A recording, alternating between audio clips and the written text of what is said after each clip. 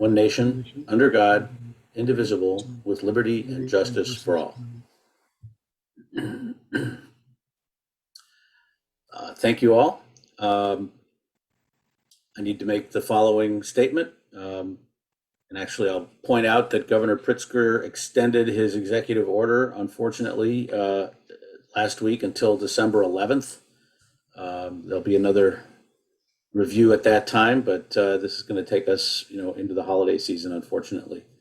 In accordance with state statute, I have made a determination that it was not practical or prudent to schedule an in-person city council meeting because of the COVID-19 pandemic, which is why this November 15th, 2021 city council meeting will be held remotely. First item on the agenda is reports of city officers and comments by the mayors. The first item. First of all, I want to congratulate the Lake Forest High School football team for I was not in town, but what by all accounts was a thrilling win on Saturday.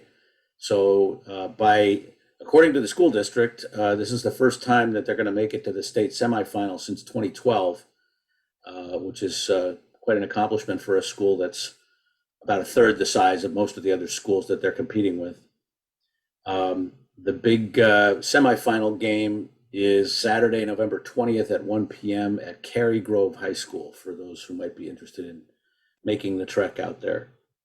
There's also been quite a bit of other success on the athletic fields for Lake Forest High School this fall. The girls field hockey team placed third in the state. The girls tennis team placed second in the state, and their women's doubles team was the state champion in doubles. And the women's singles, they had a second place finishes in women's singles as well. So definitely on, as always, punching above their weight. And I don't know if you saw the flags flying in town over the weekend, but that was what that was all about. So congratulations and good luck on Saturday. The next thing is some 2021, 2022 board and commission appointments and reappointments. I would like to appoint Steve LaMontagne to the Plan Commission from Ward 2, and to appoint Maureen Grinnell as the permanent chair of the Historic Preservation Commission. She served as interim chair at the last meeting. So I would appreciate a motion and a second. So moved. Second. A roll call, please. Certainly. Alderman Morris, Aye. Alderman Karas is absent. Alderman Rummel, Aye. Alderman Notes is absent. Alderman Preschlack, Aye. Alderman Gashgarian, Aye. Alderman Bushman, Aye. Alderman Weber. Aye. 6 yeas, 0 nays. That motion carries. Thank you. That concludes my comments. Next item on the agenda is comments by the city manager. Thank you, Mayor and members of City Council. Good evening. I'm pleased to report that I have no comments this evening. Okay. The next is opportunities for citizens to address the council on non-agenda items. Could we please put up the screen? So members of the public that would like to speak about non-agenda items can call 847-810-3643 or use the raised hand function in Zoom. We'll wait a minute here while people have an opportunity to call in or raise their hand.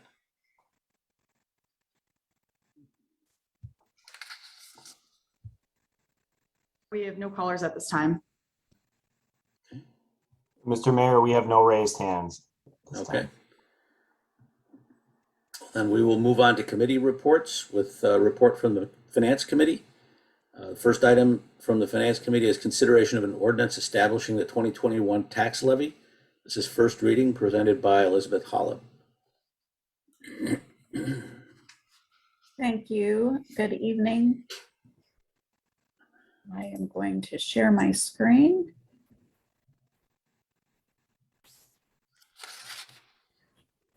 Can you see the levy schedule there? Yep. Good. Okay, great.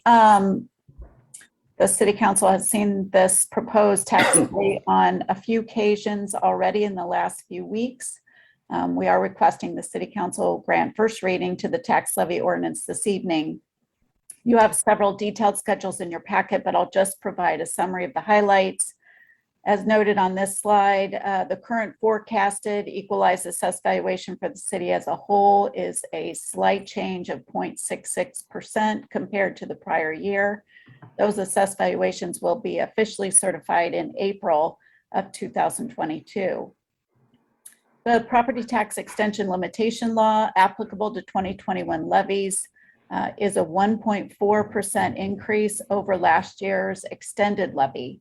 So this chart gives you a summary of the different line item components of the city's property tax levy and how that individual recommended levy compares as a percentage and dollar change to last year's extended levy. You will see most of the line items have a 1.4% increase reflective of the PTEL or tax cap applicable. But you see a few line items, notably the general levy at 2.77% and the library operating levy at 2.8%, slightly above because there's a portion of the new construction valuation that is added to those two operating levies.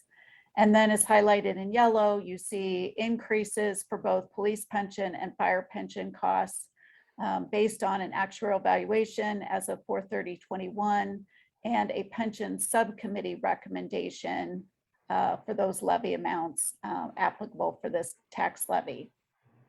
Overall, at the bottom, you can see that the proposed tax levy reflects an $877,000 increase or a 2.5% increase over the prior year levy.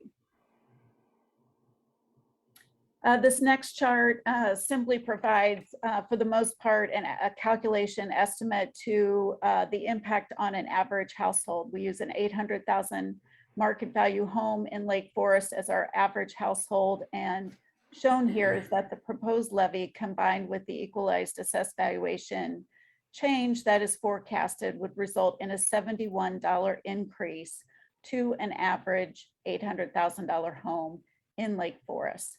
That 71% increase is applicable to about a quarter of the total tax bill because the city represents 22% and the library represents 3% of the total tax bill.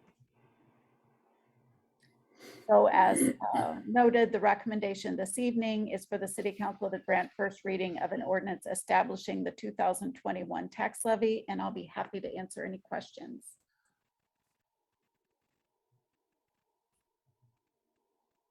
Any questions for Elizabeth?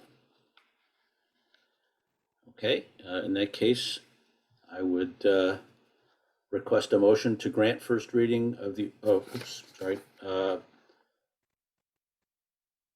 first reading of an ordinance establishing the 2021 tax levy. So moved. Second. Okay, roll call vote, please. Alderman Morris. Aye. Alderman Karas is absent. Alderman Rummel. Aye. Alderman Notes is absent. Alderman Preschlack. Aye. Alderman Gashgarian. Aye.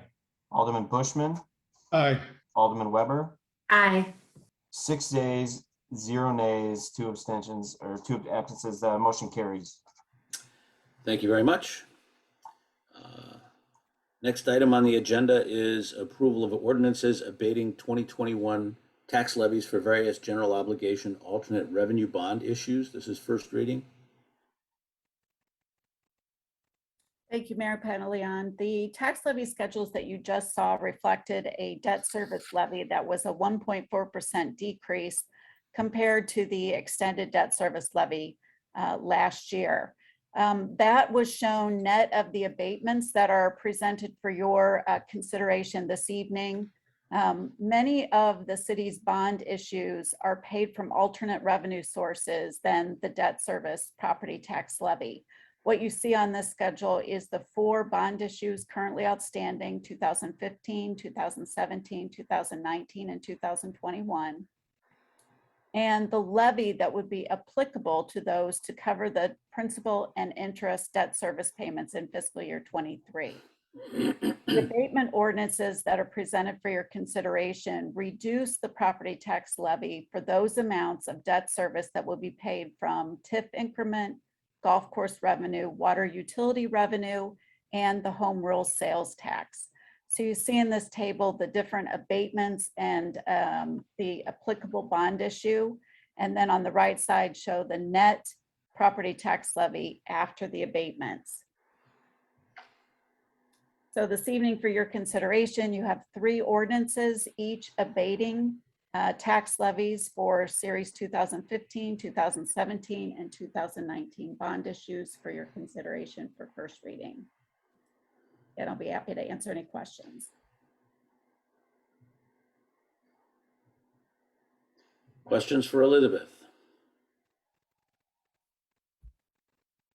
Okay, hearing none, I would entertain a motion to grant first reading of the ordinances abating tax levies for various general obligation bond issues. So So moved. moved. Second. Roll call vote, please. Alderman Morris. Aye. Alderman Karas is absent. Alderman Rummel. Aye. Alderman Notes is absent. Alderman Preschlack. Aye. Alderman Gashgarian. Aye. Alderman Bushman. Aye. Alderman Weber. Aye. 6 yeas, 0 nays. That motion carries. Thank you. Thank you again, everyone. Next item on the agenda is consideration of an ordinance approving a fee schedule and ordinances adopting new fees. This is first reading. It'll be presented by Diane Hall, Assistant Finance Director. Diane? Good evening. I'm going to share my screen as well. All right, does everybody see? Mm-hmm. Yep. Okay. Tonight, staff is requesting first reading of the fee schedule. This is the same schedule that was presented last week. Included in your packet is the detailed information on the fee schedule, which are different areas are highlighted based on the change. Any items in green are prior approved fees that are being added to the schedule. Any orange fees are additions to the schedule, and yellow are recommended changes. This slide represents a summary of the requested changes. There's just one requested new fee this year for community development for an escrow deposit, which would be generating 0 revenue because it is a deposit. The other changes are just annual changes to fees requested by community development and parks and recreation and the city manager's office for special events. The highlight of the slide is that this year there are no recommendations to increase water rates.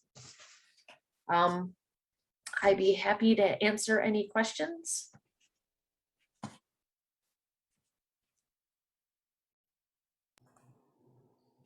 Any questions from the council? Otherwise, we are requesting to grant first reading of the ordinance approving a fee schedule and adopting a new fee related to development activity. Thank you. I would appreciate a motion. So moved. Second. Second. Okay, roll call vote, please. Certainly. Alderman Morris. Aye. Alderman Karas is absent. Alderman Rummel. Aye. Alderman Notes is absent. Alderman Preschlack. Aye. Alderman Gashgarian. Aye. Alderman Bushman. Aye. Alderman Weber. Aye. 6 yeas, 0 nays. That motion carries. Okay. Thank you very much. Thank you. Thanks, Diane. Next item on the agenda is items for omnibus vote consideration. There are 11 items tonight.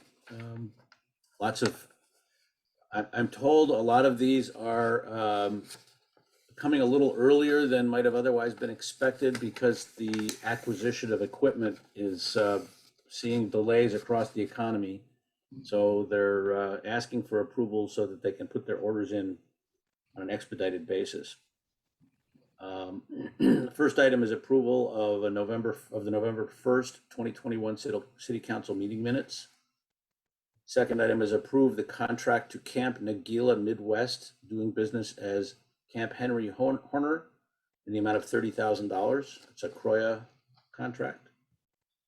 Third is approval to purchase one replacement marked police vehicle, included in the fiscal year 2023 capital equipment budget to the Suburban Purchasing Cooperative's low bidder Curry Motors in the amount of $36,798. Second item is award of a bid to EJ Equipment for the replacement of a Westward Industries Go 4 parking scooter for the police department, also included in the fiscal year 2023 capital equipment budget in the amount of $29,975. Fifth is an award of bids for the replacement of a rear load refuse truck included in the fiscal year 2023 capital equipment budget to the National Sourcewell Low Bidders Truck Center Companies for the chassis in the amount of $188,578, and McNeilus Truck Manufacturing for the body of the truck in the amount of $105,816.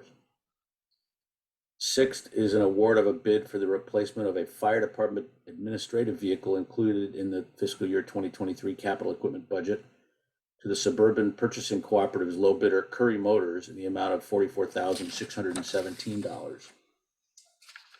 Seventh is an award of a bid for the replacement of a log chipper for the forestry department included in the fiscal year 2023 capital equipment budget to the Suburban Purchasing Cooperative's low bidder Vermeer Midwest in the amount of $183,978.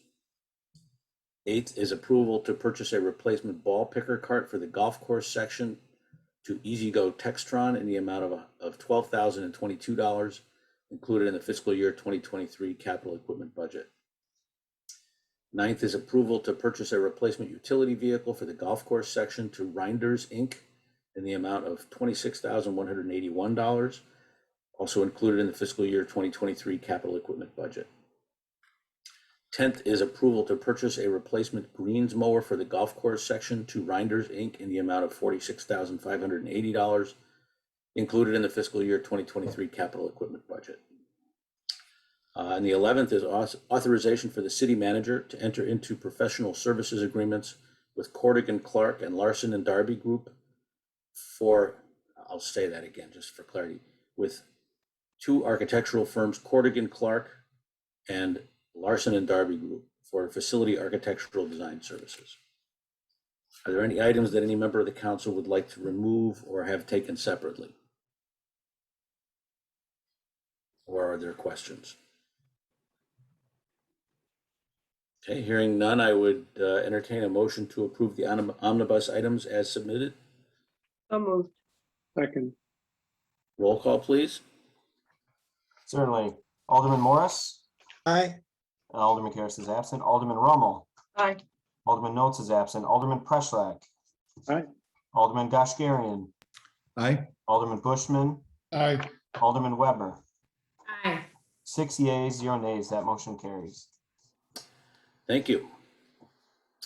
There is no old business. Are there any items of new business or comments that any council members would like to make at this time? Okay. We will be, or I will be asking for a motion to adjourn into executive session. I should let the public know that there will be no additional city business following the adjournment into executive session. We'll simply regroup and then adjourn when we're done. So I would appreciate a motion to adjourn into executive session pursuant to 5 ILCS 120/2C11. The city council will be discussing pending and actually filed litigation. So moved. Second. A roll call vote, please. Certainly. Alderman Morris? Aye. Alderman Rommel? Aye. Alderman Preschlack? Aye. Alderman Goshgarian? Aye. Alderman Bushman? Aye. Alderman Weber? Aye. 6 yeas, 0 nays. That motion carries. Okay, thank you. There, as we were told, there's a different link for the executive session, so we'll all be signing off of this link and on to the other one. So we'll give everybody a minute or two, and then we'll regroup.